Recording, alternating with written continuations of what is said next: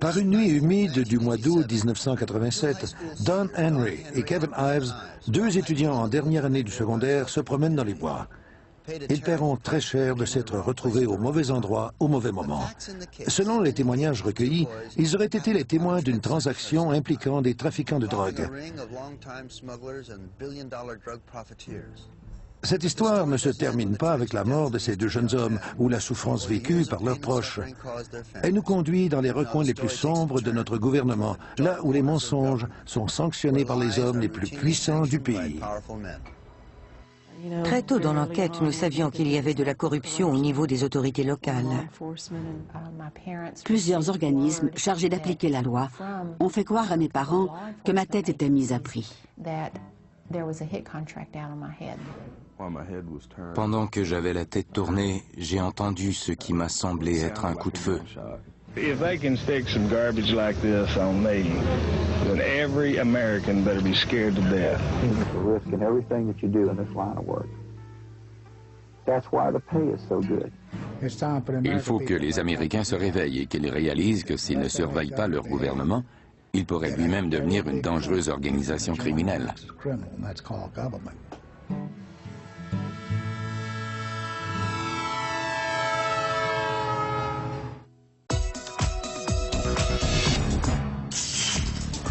Si vous pensez que l'industrie la plus prolifique aux États-Unis est l'industrie de l'automobile ou une multinationale, vous faites erreur. Le trafic de stupéfiants génère des profits de plus de 140 milliards de dollars chaque année, plus que n'importe quelle multinationale. Au milieu des années 1980, la cocaïne et le crack, son funeste dérivé, inondent les États-Unis. Les ramifications de ce trafic infâme se faufilent jusqu'au cœur des villes de l'Amérique, apportant violence et misère. Le gouvernement semble faire preuve de bonne volonté, mais les tsars de la drogue et les patrouilles douanières n'ont aucun effet sur le plus gros et le plus ingénieux trafiquant du pays, le gouvernement des États-Unis. Pourquoi des membres des plus hauts paliers gouvernementaux s'abaisseraient-ils à de tels desseins? La réponse se trouve peut-être dans la petite ville de Mena, en Arkansas.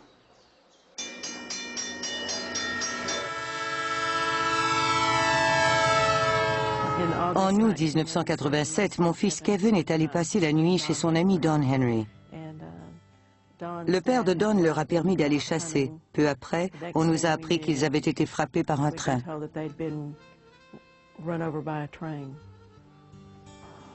C'est Dan Harmon, le procureur du 7e district judiciaire, qui est à la tête du premier grand jury. L'adjoint du shérif de l'époque a donné l'ordre que l'on traite la scène comme si c'était un accident, ce qui va à l'encontre des règles de base de la police. Ils ont utilisé l'arrière du train comme point de référence pour récolter les indices et ils ont marché le long des rails. Quand le train est reparti, ils n'avaient rien trouvé d'intéressant. La consigne était de fouiller les environs comme si c'était un accident. Nous n'avons pas consacré assez de temps ni d'efforts sur la scène du crime lorsque c'est arrivé. Ils ont déployé 4 agents de police qui ont marché le long des rails du point d'impact jusqu'à l'endroit où les corps ont été retrouvés. Ils jetaient tout ce qu'ils trouvaient dans des sacs à ordures noirs. Les recherches ont été tellement bien menées qu'ils sont passés à côté des pieds de mon fils qui est resté à la vue de tous pendant 2 jours. Fahmy Malak, le controversé médecin légiste en chef de l'Arkansas, s'occupe de l'affaire. Son ami, Jocelyn Elders, dirige le département de la santé. Tous les deux sont des amis intimes et des partisans du gouverneur de l'époque, Bill Clinton. 3 semaines plus tard, le médecin légiste nous a expliqué qu'ils avaient fumé une grande quantité de marijuana. Ils se seraient endormis sur les rails et ils n'auraient pas entendu le train arriver. À ce moment-là, nous savions déjà qu'ils étaient couchés exactement dans la même position sur les rails et des drogués ne se seraient pas donné cette peine.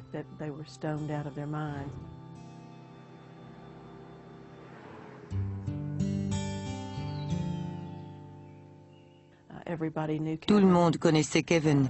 Il était considéré comme un bon garçon. Il n'avait surtout pas la réputation d'être un drogué.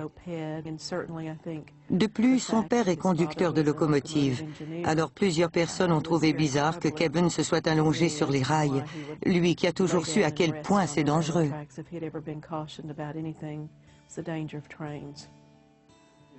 À mesure que l'enquête avance, la famille Ives apprend de nouveaux faits déconcertants.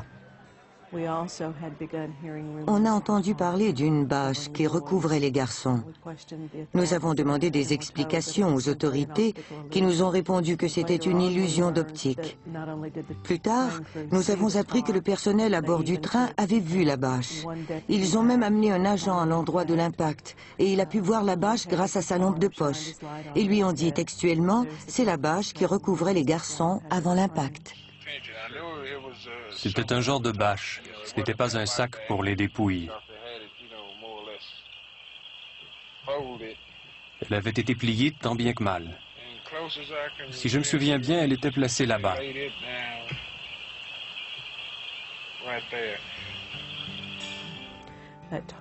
La bâche a disparu et on ne l'a jamais revue. Accablés par toutes ces contradictions, les parents des victimes tentent de surmonter leur douleur. Pendant ce temps, Dan Harmon fait tout pour ralentir et bloquer l'enquête. It's been decided that there will be a gag order imposed on all 16 members of the grand jury, although one should not be necessary. Whatever comes out of it, if someone's charged or not charged, the grand jury has done a tremendous job. Que ce soit au niveau de la ville ou de l'État, personne n'a collaboré. Nous étions très frustrés et surtout en colère. On nous a conseillé d'obtenir des injonctions. C'est ce que nous avons fait. Quand nous leur avons demandé des preuves et une seconde opinion, le laboratoire scientifique a défié l'ordonnance. L'hôpital Selene Memorial a également défié l'injonction. Peu importe où nous nous tournions, nous faisions face à un mur.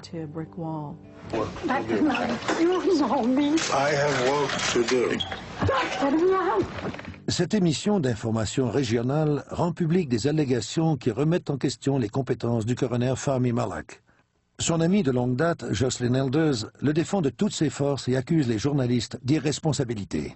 I really feel that Arkansas owes Dr. Malak a great debt and a real apology. Reports have also indicated that Malak lied in various trials when asked about his credentials. And my record speaks for itself. In an exclusive interview, Dr. Fahmy Malak denied allegations and defended his record. I never lied, Andra. Never. Never. Never. But not all of Malak's former co-workers hold the same confidence. Philip Kaplan represents Malak's former assistant, Dr. Lee Beamer. Beamer is suing Malak for allegedly firing him without proper cause. Beamer previously revealed that Malak testified about autopsies he never conducted. Le docteur Malak a admis avoir menti sous serment. C'était au cours d'un procès pour meurtre, pour lequel il disait avoir fait l'autopsie. Mais il était au Mississippi au moment où l'autopsie a été pratiquée. Il avait des problèmes avec sa voiture. Although Malak is no longer under a gag order by the Saline County Grand Jury, he has decided not to comment on any allegations against him. Dr. Malak, people say that as state medical examiner you bungled cases and lied. Sir, I told you before. Like our president said, read my lips. I'm not going to comment.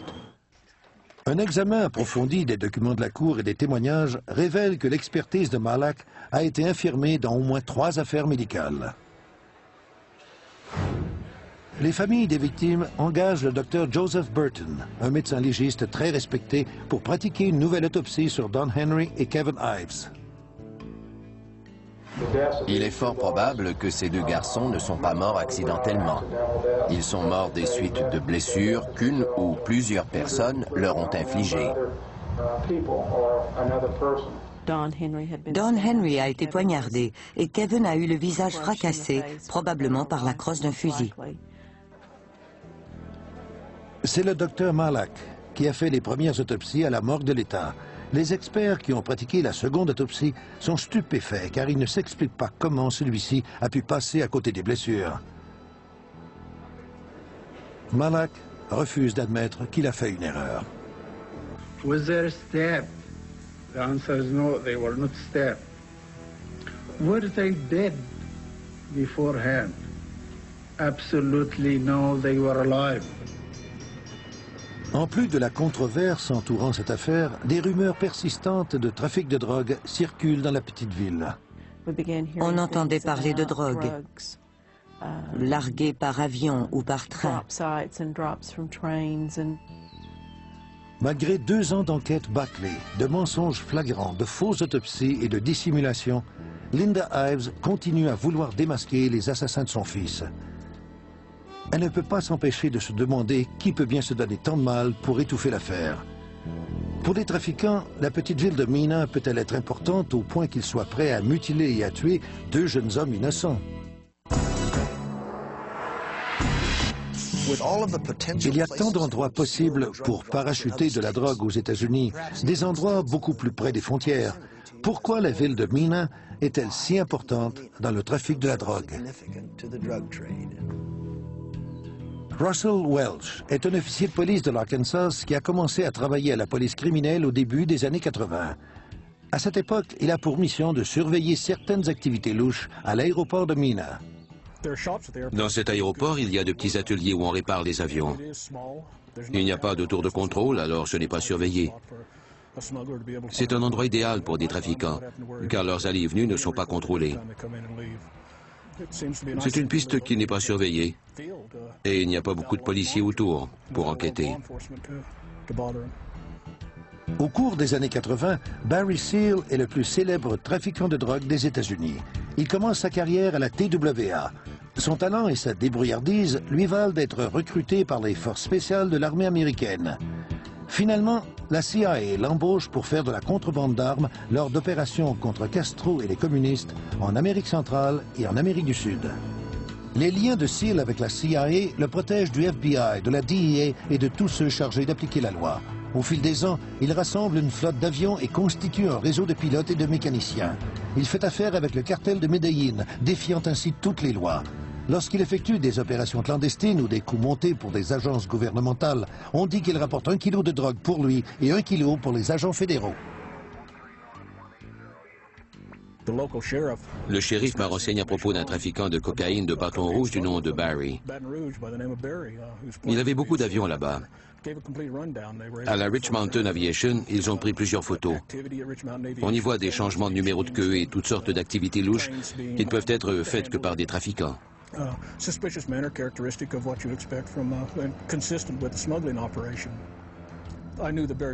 Je savais que Barry Seal était un informateur.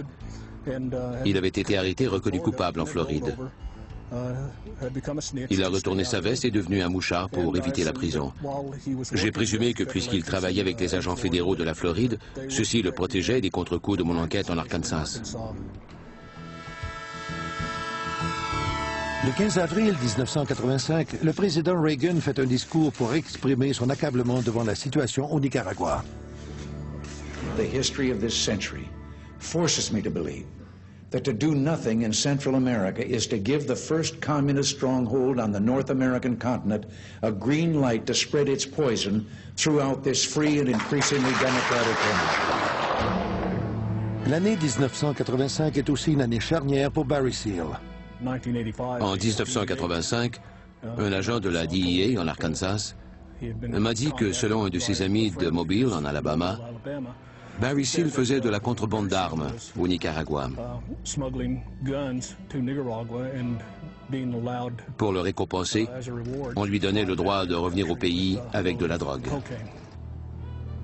Dans son équipe de pilotes performants, Barry Seal peut compter sur son ami et beau-frère Billy Bob Bottoms, un ancien pilote d'hélicoptère au Vietnam. Pour garder les affaires dans la famille, Billy Bob devient l'un des pilotes les plus importants dans le trafic de la cocaïne. Nous avions des petits bimoteurs avec de l'équipement électronique sophistiqué et une grande autonomie. Nous pouvions voler des États-Unis à la Colombie sans escale. Habituellement, je décollais au milieu de la nuit. Rendu en Colombie, je refaisais le plein et je ramassais 6 gros sacs de cocaïne, soit environ 300 kilos. Je retournais aux États-Unis où j'effectuais le parachutage. Efficacité et secret, voilà la devise de SEAL. Les parachutages sont toujours effectués la nuit et selon un horaire extrêmement bien planifié.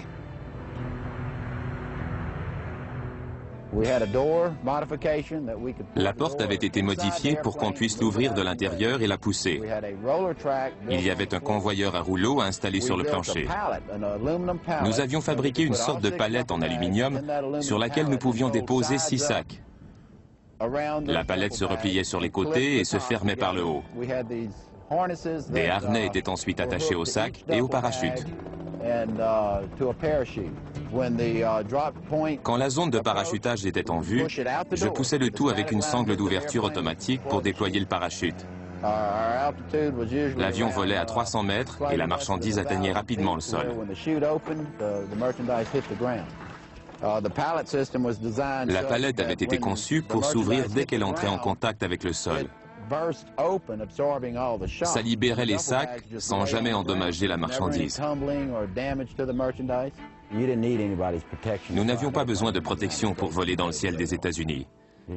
C'était un petit travail de routine qui ne nous faisait pas peur. Grâce à son efficacité et à la liberté d'opération que lui procurent les petits aéroports éloignés, la fortune de Barry Seal augmente sans cesse. Il partage généreusement son magot avec plusieurs fonctionnaires et hommes d'affaires de Mena en échange de leur protection et de leur silence. Personne ne veut risquer de perdre cette source de revenus. Selon des estimations prudentes, au milieu des années 80, quand les opérations de Barry Seal sont à leur apogée, des avions arrivent à Mena ou ailleurs au rythme de 4 ou 5 par semaine. Ils transportent de 300 à 1500 kilos à la fois d'une marchandise mortelle évaluée entre 15 et 75 millions de dollars sur le marché. La marijuana, la cocaïne et l'héroïne sont importés sans aucune difficulté.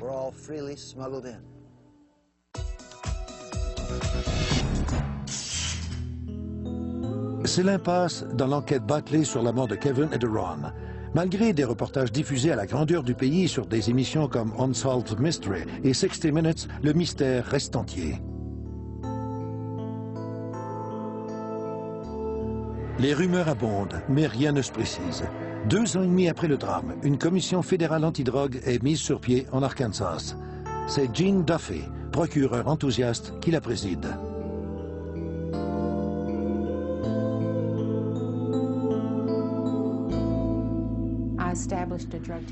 J'ai constitué la commission et j'ai engagé des agents.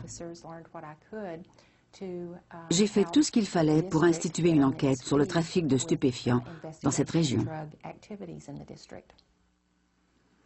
Un des premiers rapports des enquêteurs révèle que l'affaire des jeunes tués par le train pourrait être reliée à un réseau important de trafiquants de drogue basé dans la région de Mena. Certains témoins dans l'affaire du train sont morts à un moment opportun. J'ai fait confiance à l'instinct de mes agents doubles et je leur ai donné le feu vert.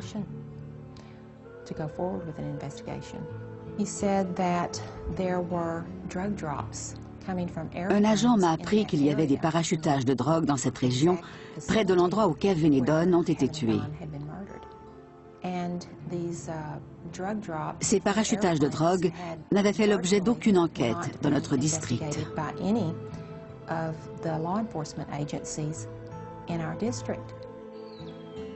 L'enquête révèle également que des résidents de Mena ont fait de nombreuses plaintes à propos de vols à basse altitude tard la nuit. Le shérif du district de Saline envoyait un agent recueillir le témoignage de ces personnes, puis il rangeait le dossier. Il n'y avait jamais d'enquête. Ces rapports étaient disponibles au moment de l'enquête sur la mort de Kevin et de Don. S'il est vrai que des policiers acceptent des pots de vin, Gene Duffy sait qu'elle doit trouver des preuves dans la rue. J'ai engagé 7 officiers, dont la mission consistait à s'immiscer dans le milieu, à acheter sur la rue, puis à remonter la filière jusqu'aux fournisseurs, qui étaient ceux que nous recherchions, bien entendu. Très rapidement, nous avons découvert des liens avec plusieurs fonctionnaires de la région. Le nom qui revenait le plus souvent était celui de Dan Harmon. Nous avions aussi une informatrice qui a avoué avoir déjà participé au trafic de la drogue. Elle nous a raconté qu'elle était allée ramasser un paquet de cocaïne près de l'endroit en question. Elle avait aussi témoigné devant un grand jury fédéral qu'elle avait été la maîtresse de Dan Harmon alors qu'il était marié. Harmon, qui vient d'être élu procureur du district, apprend la teneur de l'enquête. Les médias commencent à recevoir de fausses informations pour discréditer Jean Duffy et son travail. Ceux qui ont lancé cette campagne pour me discréditer et dissoudre la commission étaient sous l'influence de Dan Harmon. À l'époque, c'était déjà indéniable que Dan Harmon était un joueur clé dans cette affaire de trafic de drogue. Au cours d'un revirement inattendu, Harmon fait face à son tour à des accusations. Harmon was released from federal custody yesterday while he awaits his trial. You may remember just last Thursday, Harmon was jailed after refusing to take drug tests. Harmon maintains his innocence and says he's a victim of government harassment. If they can stick some garbage like this on me, then every American better be scared to death. Pourquoi les Américains doivent-ils craindre le pire? Harmon est-il impliqué dans une opération illégale à plus grande échelle? Les activités de Barry Seal nous éclairent sur la signification réelle des paroles de Dan Harmon. Depuis 1985, Barry Seal passe son temps à se battre contre toutes sortes d'accusations. Malgré tout, il gagne tellement d'argent grâce à son association avec Pablo Escobar, Carlos Leder et le cartel de Medellín que ses dépôts quotidiens à la banque excèdent souvent 50 000 $. Certains fonctionnaires croient que les actifs cachés et déclarés de Barry Seal sont de l'ordre d'environ 5 milliards $. Mais l'atout le plus important de Seal est son habileté à opérer en marge de la loi. Louis Oglesby, un jeune avocat de Bâton Rouge, représente Barry Seal dans ses nombreux démêlés avec la justice. Ce que nous savons, c'est que Barry Seal a probablement commis plusieurs crimes. Il était recherché pour plusieurs affaires et il a été condamné à 2 reprises. Cependant, quand il est sorti de prison, il a fait des choses que le gouvernement ne pouvait pas se permettre. Grâce à lui, on a pu arrêter des gens très dangereux, de très grands criminels qui étaient recherchés partout sur la planète. L'administration Reagan a toujours de la difficulté à convaincre les Américains et le Congrès de financer les Contras dans leur lutte contre le gouvernement sandiniste au Nicaragua. The Soviets and Sandinistas must not be permitted to crush freedom in Central America and threaten our own security on our own doorstep. Now the Congress must decide where it stands. So tonight, I ask you to do what you've done so often in the past. Get in touch with your representatives and senators and urge them to vote yes. Tell them to help the freedom fighters. Help us prevent a communist takeover of Central America. La ferveur anticommuniste de Reagan sauvera Barry Seal. Après plusieurs tentatives pour l'inculper, il est arrêté pour avoir essayé de vendre pour 200 000 $ de drogue à Fort Lauderdale. Seal fait face à une sentence de 10 ans, mais il est remis en liberté sous caution. À Washington, il rencontre des dirigeants de la DEA, l'agence du contrôle de la drogue, auprès de laquelle il se vante de pouvoir impliquer les sandinistes du Nicaragua dans le trafic de la cocaïne.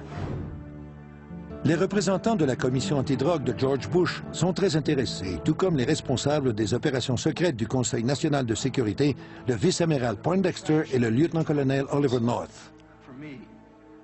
Quelques semaines avant d'être jugé, Barry Seal est libre de s'adonner encore une fois au trafic d'armes et de drogue. Il convainc même la CIA et la DEA de fournir une somme de 40 000 $ pour apporter des améliorations à son avion préféré, le C-123. Quand la CIA et Oliver North ont su que le coup monté par la DEA avait lieu au Nicaragua, ils ont voulu s'impliquer. Avec la bénédiction de la DEA et du Conseil national de sécurité, Barry Seal fait appel au cartel de Medellín et à Federico Vaughn, un agent secret de la CIA au Nicaragua. Ils organisent une livraison de drogue dans un aérodrome au Nicaragua. Les photographies que Seal prend deviennent d'une importance capitale quand Oliver North les montre au président. The Sandinistas have even involved themselves in the international drug trade. I know every American parent concerned about the drug problem will be outraged to learn that top Nicaraguan government officials are deeply involved in drug trafficking. This picture, secretly taken at a military airfield outside Managua, shows Federico Vaughn, a top aide to one of the 9 commandantes who rule Nicaragua, loading an aircraft with illegal narcotics bound for the United States. No, there seems to be no crime to which the Sandinistas will not stoop. This is an outlaw regime. Les agents de la CIA confirment que le discours de Reagan a fait sauter la couverture de Seal au sein du cartel de Medellín, dont les membres utilisaient le gouvernement corrompu du Panama et les dirigeants des Contras pour faire passer leur drogue. Ils changent rapidement de tactique. Le but d'Oliver North était de venir en aide aux Contras. C'était tout ce qui comptait. Il ne se préoccupait pas du cartel de Medellín et des répercussions de cette opération sur leurs activités futures. S'il n'avait pas rendu publique cette opération, les 3/4 des membres du cartel de Medellín auraient été arrêtés. Quelques semaines plus tard, les activités du cartel reprennent de plus belle. Les narcodollars continuent à financer le Fonds des combattants pour la liberté de Reagan, ce qui leur permet de commencer la construction d'un petit aéroport et d'un camp de base à Nella, près de Mina, pour y entraîner des Contras.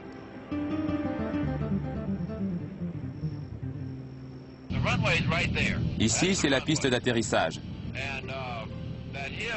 Sur cette colline, où il y a de l'électricité, on peut même voir une petite cabane. Nous devions bâtir une base ici. Les affaires de Seal continuent d'aller bon train. Mais dans le domaine du trafic d'armes et de drogue, quand le vent change, il souffle très fort. The story is there's a $350,000 contract on your life. That's true. John, there's a risk in all covert operation work. There's a risk in everything that you do in this line of work. That's why the pay is so good.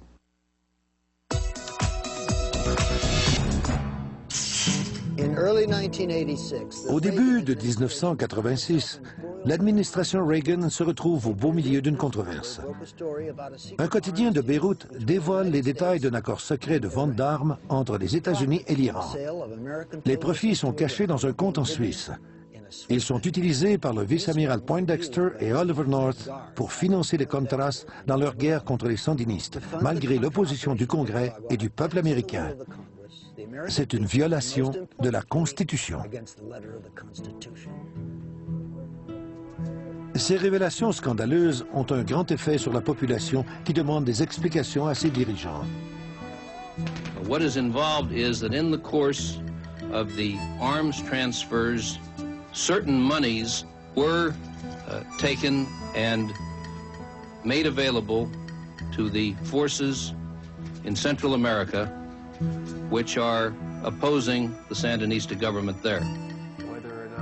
Le sénateur John Tower est nommé à la tête d'une commission qui doit faire la lumière sur cette affaire. Tous ceux qui sont impliqués seront assignés à comparaître en audience publique. Cependant, un témoin clé sera absent. Barry Seal est assassiné en février 1986 par un tueur à gages prétendument engagé par le cartel de Medellín. Au moment de l'assassinat de Seal, le FBI, la DEA et plusieurs corps de police enquêtaient sur ses activités. Sam Dalton, procureur de la Nouvelle-Orléans, réalise à quel point Barry Seal est important pour le FBI quand ceux-ci viennent saisir une malle retrouvée dans sa voiture. Cette malle contiendrait des preuves qui relient Barry Seal au Conseil national de sécurité, au directeur de la CIA, William Casey, et à d'autres hauts fonctionnaires à Washington. Il a fallu qu'un juge ait le courage de faire face au gouvernement fédéral pour que nous puissions récupérer cette malle. Il les a forcés à nous la rendre. Cependant, ils l'avaient déjà fouillée et ils avaient pris certains documents. Heureusement pour nous, ils avaient oublié certaines petites choses qui ont prouvé à quel point le contenu de cette malle était important. 3 mois plus tard, c'est de nouveau la controverse. Le 3 octobre 1986, le Fat Lady, l'avion de Barry Seal qui appartient maintenant à la CIA, est abattu par des sandinistes au sud du Nicaragua. L'avion est rempli à craquer d'armes et de provisions pour les Contras. 3 membres de l'équipage meurent et le 4e, Eugene Hasenfuss, est capturé. My name is Gene Hasenfuss. Marinette, Wisconsin. But the people involved were not from our military, not from any U.S. government agency, and CIA included. Eugene Hasenfuss est associé à la CIA depuis les célèbres opérations de trafic de stupéfiants au Laos au cours des années 60.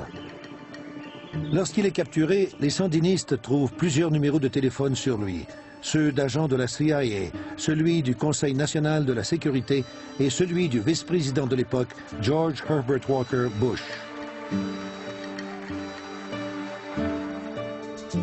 Hasenfuss est condamné à 30 ans de prison pour trafic d'armes et de drogue. Mystérieusement, il est libéré un mois plus tard. En 1987, le Congrès ouvre une enquête sur les Contras. La drogue et l'équipement destinés aux Contras continuent de transiter à Mina. Malgré la surveillance constante des autorités, les pots de vin coutumiers empêchent toute arrestation. Chaque après-midi, quand je m'entraînais, je voyais Oliver North à la télé, qui répondait aux questions du sous-comité. Je me disais que si le Congrès enquêtait sur cette affaire, c'est qu'il y avait bel et bien quelque chose d'illégal là-dessous. L'affaire Barry Seal m'avait déjà complètement épuisé. C'était une affaire bien trop grosse pour moi et personne ne voulait m'aider. Lorsque la commission tire à sa fin, le vice-amiral Poindexter et le lieutenant-colonel Oliver North sont priés de quitter leurs fonctions. Quelques semaines avant la mort de Kevin et de Don, Russell Welch est témoin de certains événements. En août 87, 2 agents du FBI sont venus à Mina et ont rencontré certains de mes collègues avec qui je travaillais depuis plusieurs années. Ils ont dit que la compagnie Southern Air Transport avait quitté Miami pour venir s'installer à Mina. Venant de nulle part, un C-130 a atterri à l'aéroport de Mina. Les agents sont venus en nous le mois où les 2 jeunes hommes ont été tués. Southern Air Transport, une compagnie de la CIA, continue les parachutages à Mina, même après la mort de Kevin et de Don.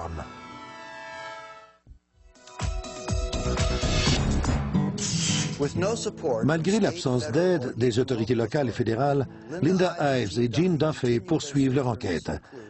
Elles sont convaincues que les ordres viennent de très haut en ce qui a trait au trafic de la drogue. Des gens si haut placés qu'ils n'ont jamais entendu parler des 2 garçons tués par un train.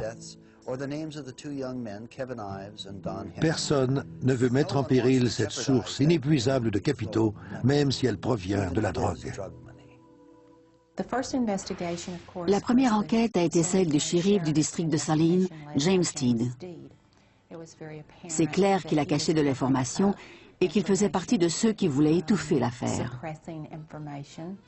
Puis on a nommé Dan Harmon au poste de procureur spécial et il a dirigé un grand jury pour enquêter sur l'affaire.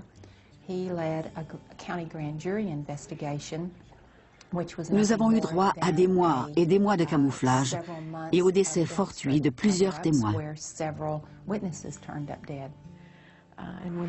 Quand la police de l'État a pris l'affaire en main, nous étions très heureux parce que nous étions convaincus que nous allions enfin voir la fin de cette enquête.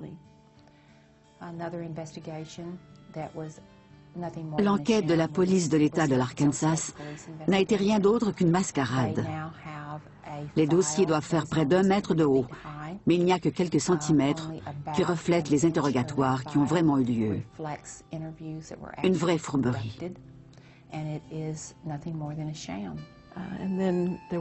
En 1990, il y a eu l'enquête du grand jury fédéral. On nous avait promis qu'on porterait des accusations. Quand Chuck Banks a mis fin à cette enquête sans avertissement en juin 1991, nous étions complètement abattus. Enfin, qui a le pouvoir d'arrêter une enquête fédérale? Je n'ai pas compris pourquoi le procureur des États-Unis, Chuck Banks, a mis fin à l'enquête fédérale et a exonéré Dan Harmon. Il l'a fait malgré que tous les membres du grand jury voulaient l'inculper.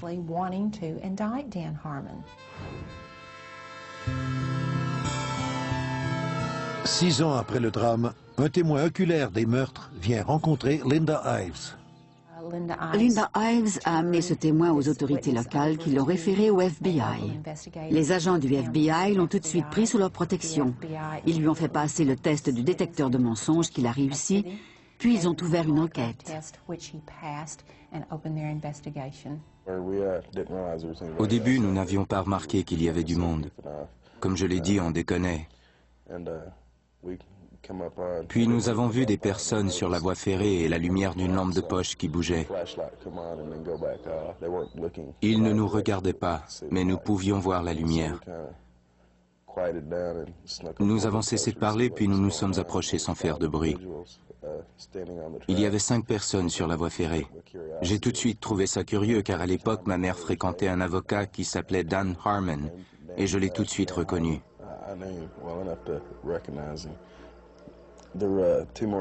Quelques minutes plus tard, nous avons vu 2 autres personnes qui marchaient le long de la voie ferrée. Ils avaient un fusil et une lampe de poche et ne semblaient pas être avec les autres. Quand ils ont vu qu'il y avait d'autres personnes sur la voie ferrée, ils ont voulu faire demi-tour.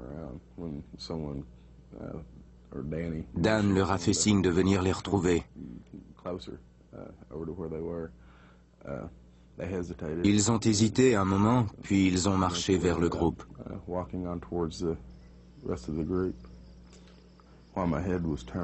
Pendant que j'avais la tête tournée, j'ai entendu ce qui m'a semblé être un coup de feu. Puis j'ai vu un éclair de lumière, comme on peut s'imaginer que ferait un coup de feu dans la nuit. Nous étions terrifiés et nous nous sommes enfuis. D'autres témoins ont confirmé ces faits. Je sais que Dan Harmon était là parce que j'étais assise dans ma voiture sur la route. Je suis certaine à 100% qu'il y a eu un parachutage ce soir-là. Ça ne fait aucun doute. La seule note positive de cette enquête, c'est que Dan Harmon doit enfin répondre de ses actes. Court definitely wasn't in session in this Benton courtroom this morning, but instead a farewell party for Saline County Prosecutor Dan Harmon, who says he's headed to Gulfport, Mississippi to live. It's time to move on to another chapter and do something different. Enjoyed about all this I can stand. Peu après la démission de Harmon, il est inculpé pour plusieurs accusations de fraude fiscale, trafic de stupéfiants et extorsion. After 2 days of deliberations, the jury found Harmon guilty of 5 of 11 counts, guilty of drug charges, racketeering, and extortion. En novembre 1995, Linda et Larry Ives ont insisté pour rencontrer les agents du FBI au bureau de Little Rock. Ils ont dit à Linda et à Larry qu'après 18 mois d'enquête, ils n'avaient pas recueilli suffisamment de preuves et qu'ils devaient conclure qu'aucun crime n'avait été commis. Chaque enquête abandonnée augmente le chagrin des familles des 2 jeunes hommes. Ils ne peuvent pas vivre leur deuil tant que cette histoire n'est pas résolue.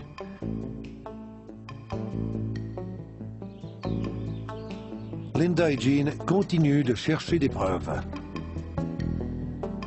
Lois Oglesby, l'ancien avocat de Barry Seal, révèle des faits troublants à propos de son ancien client. Au moment de son assassinat, le fisc américain poursuivait Barry Seal pour 80 millions de dollars d'impôts impayés. Je passais mon temps en cours pour défendre Barry Seal dans plusieurs affaires, car je croyais que la manière dont ils avaient enquêté sur mon client n'était pas correcte. J'ignorais qu'il travaillait pour le gouvernement. J'avais beaucoup de travail et les procureurs également. L'un d'eux m'a dit un jour, « Pourquoi ne demandes-tu pas à Barry d'appeler la cavalerie? Tu n'aurais plus à t'en faire. » Je n'avais aucune idée de ce qu'il voulait dire, mais j'en ai parlé à Barry. Il m'a dit, « Je ne vais rien te dire, je vais plutôt te montrer. Appelle à ce numéro. » J'ai appelé au numéro qu'il m'a donné et c'était le numéro du bureau du vice-président Bush. Quelqu'un qui prétendait être un amiral a pris le téléphone et je lui ai dit qui j'étais. Il était si interloqué qu'il a raccroché. Je ne comprenais plus rien. Barry a rappelé et il a salué la personne, puis il s'est excusé de m'avoir fait appeler. La seule chose qu'on peut conclure, c'est qu'ils se parlaient régulièrement sur ce qui devait être une ligne sécuritaire. Barry Seal était en contact direct avec Bush et il l'avait dans sa poche. Les membres de l'administration Reagan ont déjà traité avec des terroristes iraniens dans une tentative désespérée de financer une guerre clandestine au Nicaragua.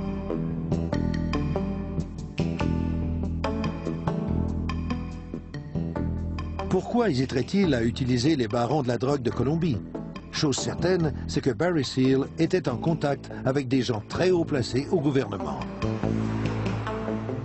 Avec l'arrestation du procureur Dan Harmon, l'agent présumé de Seal à Mena, la culpabilité du gouvernement est de plus en plus probable. Il faut que les Américains se réveillent et qu'ils réalisent que s'ils ne forcent pas leur gouvernement à bien se conduire, ils vont perdre leur liberté.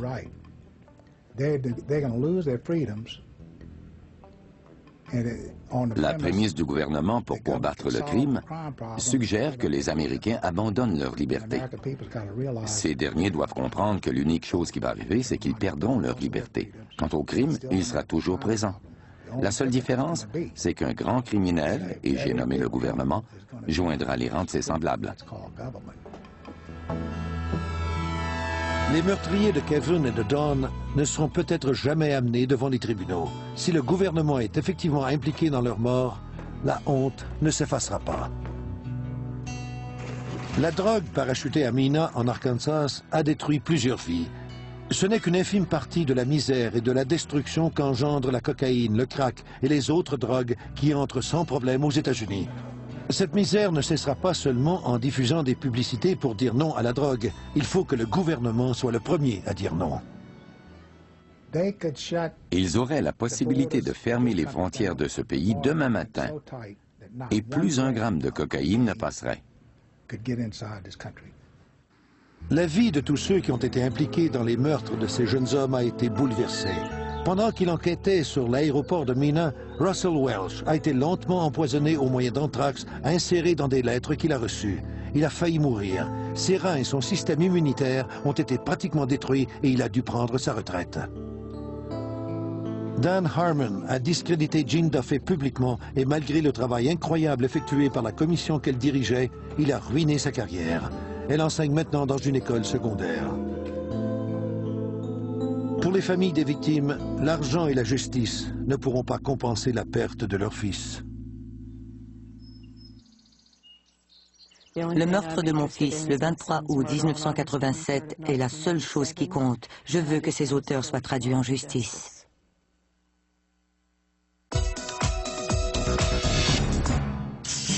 Le chagrin d'une mère nous a menés de découverte en découverte. On ne saura peut-être jamais le nom des responsables des meurtres de Kevin et de Don, mais nous savons maintenant que nous devons nous poser une question importante. Comment doit-on réagir lorsque le gouvernement, qu'il soit local ou fédéral, ferme les yeux sur la corruption et va jusqu'à en être complice? Nous n'avons pas trouvé la réponse à cette question dans les archives oubliées.